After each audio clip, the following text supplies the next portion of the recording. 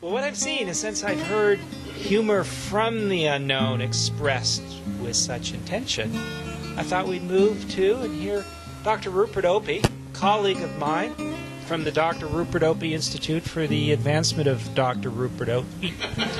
Dr. Rupert Opie, Enlightenment Personality, will now take us through your exploration of humor in the unknown, humor from the unknown, and your upcoming class. Great. Psychodynamic alcohol. I have not been drinking. First of all, I just want to say that this suit chose me. Color chose me. So I was already honoring that basic principle of art. I just was kind of appalled with what it chose for me. And what's that? Well, what I'm doing is I'm being honest about the resistance that I have about the call to live in the unknown, while being a little less judgmental than normal, but that's progress, I think. So,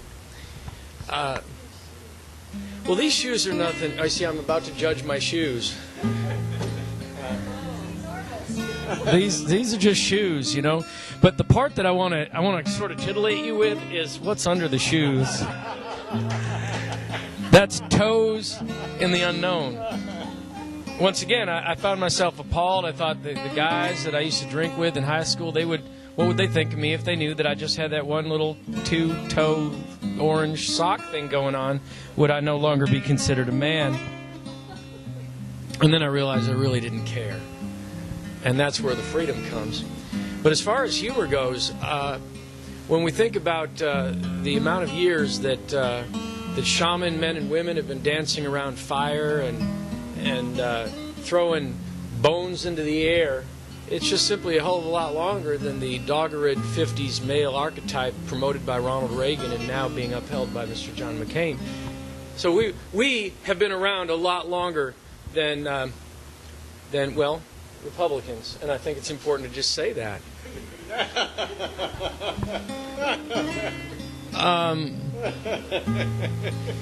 I mean, even Commedia dell'arte in the 13th and 14th centuries, where acting troupes would get together and go from village to village collecting the illicit information and the torrid affairs going on between married people, not necessarily to each other, mind you, and then being paid not to put on that show, while simultaneously watching the fire dancers and the shaman men and women come into using laughter as a way to release the results of the resistance, like bioenergetics talks about unexpressed emotion, but ultimately energy stuck in the body waiting to get out, or the resistance to the world and packing it down and packing it down.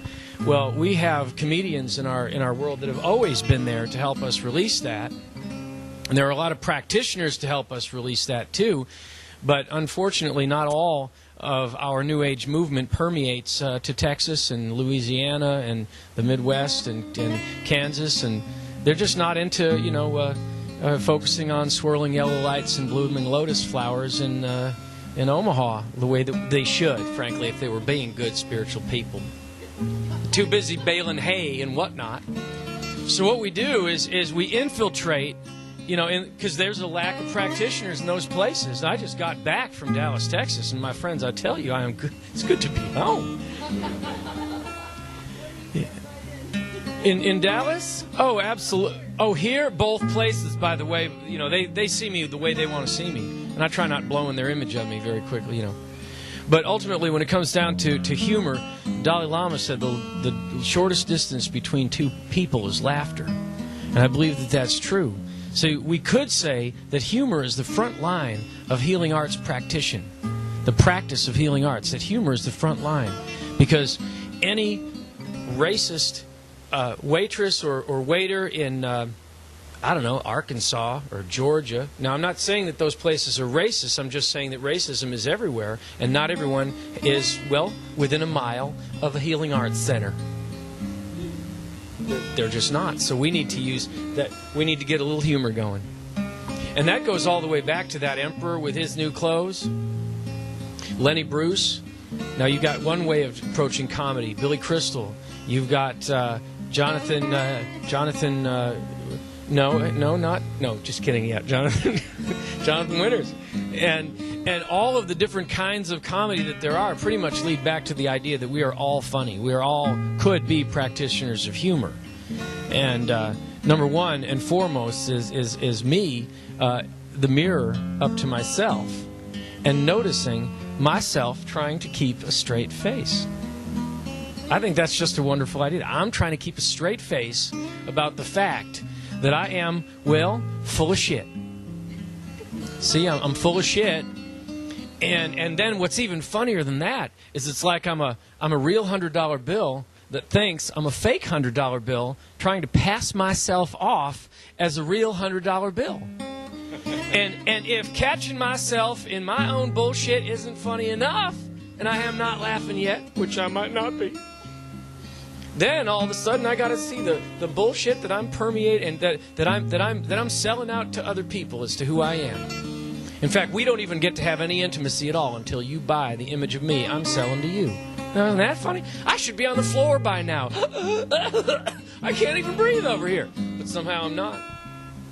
So, I got to go out and pay some money for a comedian. I mean, that's, it's like the metaphysical hookers. Going out to a comedy show. But that's okay because we got to get to this laughter any way we can.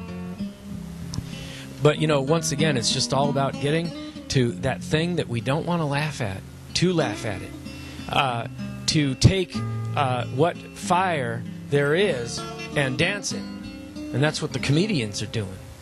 And so in my class, which is humor from the unknown, it's about allowing the humor from the unknown as a source and then dancing with that, because the comedian will always add something to what God, higher power, the energy is putting out there. Now, I got to study at Second City in Chicago, where some of the staff, some of the people from Saturday Night Live came from, and I've gotten to work with some great people. And by the way, I personally think some of the spiritual teachers were every bit as funny as the funniest comedian I've ever met.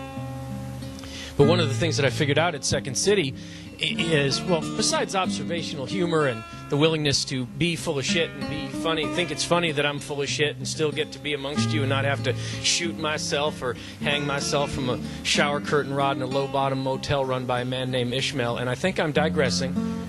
I am, and I'm just going to get back on track. But what I learned is that there's about 5 pieces of editing that we all do before we find our social acceptability and start communicating. And I traced all of those back. And the great comedian operates at number 1. The thing that may not be acceptable to say, but is coming from the unknown and thereby deserves to be honored. And sometimes it's not funny. Sometimes it blows a great big hole in the side of the Titanic.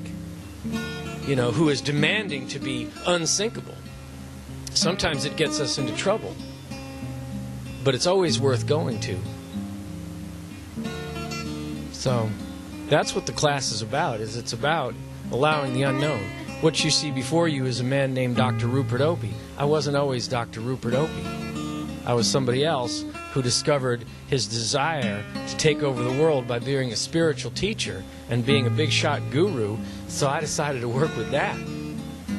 Because how full of shit is that? Huh? Look, Ma, everybody's listening. Look how important I am. So it's also from the unknown and to the unknown, and bringing the natural weirdness, that part of ourselves that we think is unacceptable, and bringing that forward and flying it like a flag. And it will look beautiful in the sun, my friends.